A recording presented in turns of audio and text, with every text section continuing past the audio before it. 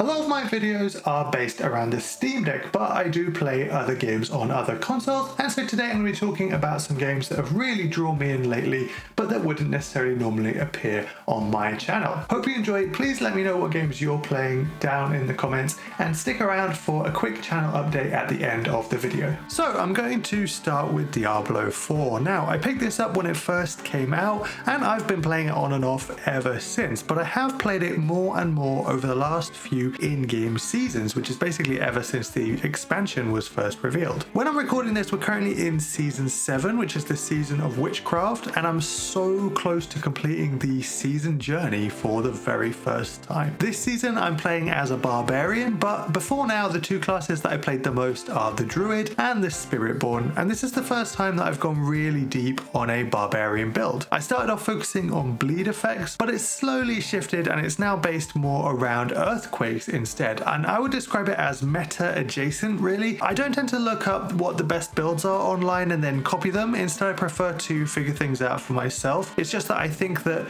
eventually you do naturally find and gravitate towards abilities that are currently more powerful. Just the longer you test things, the more likely it is that you sort of end up finding those, and that's what I ended up doing with Earthquake. I have seen there are plenty of meta builds that focus on Earthquake, but the reason why I describe it as meta adjacent is that I think they probably use different skills or equipment than what I have chosen to use or what I've found. In case you're wondering about the seasonal system in Diablo, every few months there's an opportunity to start afresh with a new character, and each season has a few changes to it, usually with some sort of thematic extra mechanic and new rewards for completing a series of objectives. I've played quite a lot of the last 3 seasons, but this is the furthest that I've ever gotten. At the time of recording, I'm on the very final tier of this season journey. I'm pretty confident that I'll make it to the end. There's still about a month to go, but that the last challenges are pretty difficult. Normally I've given up by now, but the reason why I'm keen to finish it this time is that it's the very first time they've introduced a pet bird. Normally it's kind of dogs and cats and things like that, which I really like, but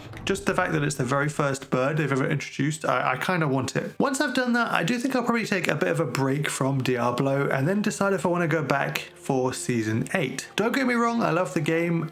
I've just played so much of it over the last 6 months, and I'd like to get to some of the single player story games that I've been putting off. I'm definitely not done with Diablo completely though. I'm not going to uninstall it or anything like that. I've probably put in about 100 hours total across the different seasons. A lot of the gameplay is similar, but the graphics and the sound design make this really satisfying to play, and the seasonal resets keep drawing me back in, especially if I change class every time. It's always been in the back of my mind that I'd quite like to go for, something like 100% Steam achievements or the Platinum Trophy for Diablo. It would feel like a real achievement to get it in this game because there is such a kind of high entry into getting the Platinum. I'd love to do it, but we'll see. But in the meantime, I've been really enjoying Diablo 4. So the next game that I've been playing loads recently is Pokémon Emerald. Now, I made a video in February where I talked about wanting to get back into some of the old Pokemon games and have a crack at the end game that was present in this series. After I made that video, I decided that I would start with Generation 3, and so I spent some time looking for a legitimate copy of Pokemon Emerald that was in decent condition, and I was very pleased when I found one and when it arrived. At the time of recording, I'm getting towards 40 hours played. I ended up going through the main story quite quickly, and I've reached the Elite Four now. It was the first time I'd ever seen that Rayquaza cutscene where he kind of comes in and he tells Groudon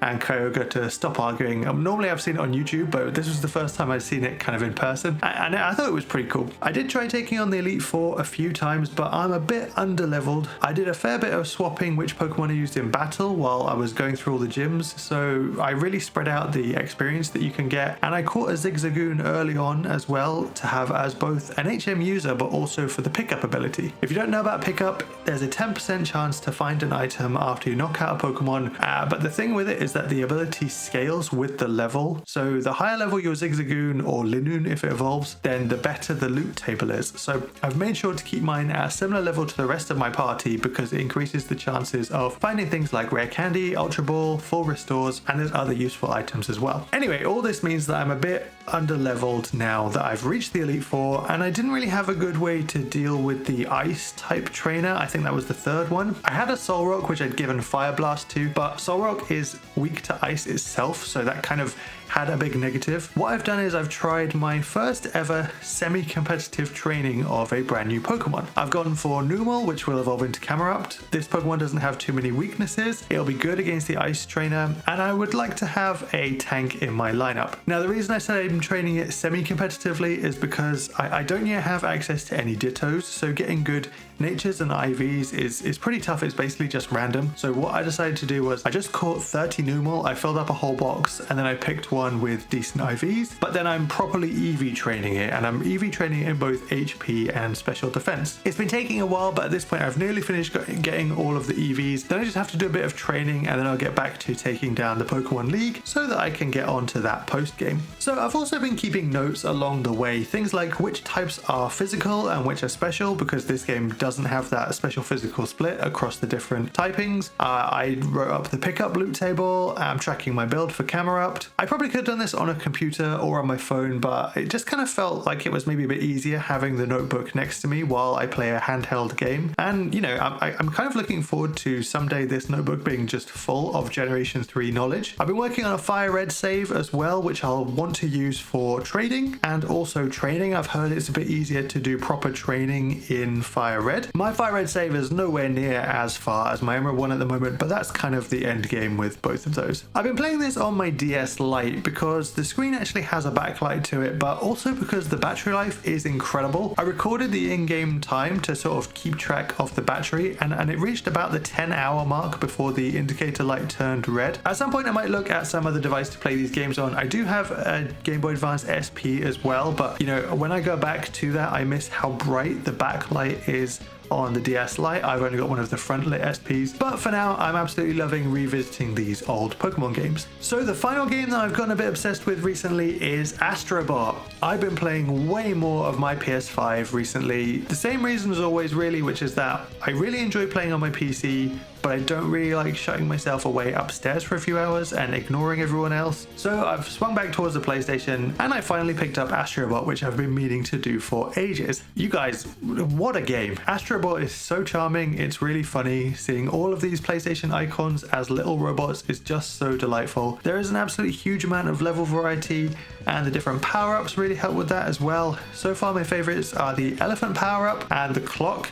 And actually I really liked the casino level just in general. That was the first one that you got the clock in. I always do this, but I forget how much I like the DualSense features when they're implemented properly into a game like they are with Astro Bot. It really adds another layer of enjoyment for me, and this game does it so well. One of the most satisfying things is when you're stood inside a big jumble of objects, and as you push through or sort of hit them or smash them aside, not only can you feel them all in the controller, but the speaker in the controller is also playing all the right noises. It just feels so good. I don't really know how to describe it other than to say it just kind of fits. It's what your brain expects to happen. It's the right haptic feedback that you feel in your hands, and the sound of the objects coming from the controller specifically means it's closer to you, and it just kind of, it's what your brain expects. That's the only way I can think of describe it. I don't often use the word immersion, but these features really help a lot with immersion. When I'm writing and recording this video, I think I'm about 3/4 of the way through the game. There might be some other secret galaxies that I've not found yet, but at this point I've completed I think 4 of the 5 main galaxies. The last levels of these are all based around a specific PlayStation character. Just a quick spoiler warning, I'm going to talk about one of them very briefly here. I was absolutely blown away by the God of War level, giving you the axe as a mechanic in game that you can throw and call back, then using it for both combat and platforming. It was a really great idea. Seeing the robot version of Jormungandr, the giant snake, the whole level was definitely a highlight for me. They mixed the God of War soundtrack in with the general music of the game too, and actually just talking about it, I love the music across the whole game. I've been having a go at some of the secret levels in each galaxy and these are grouped together by the shapes on the controller. So there's triangle levels,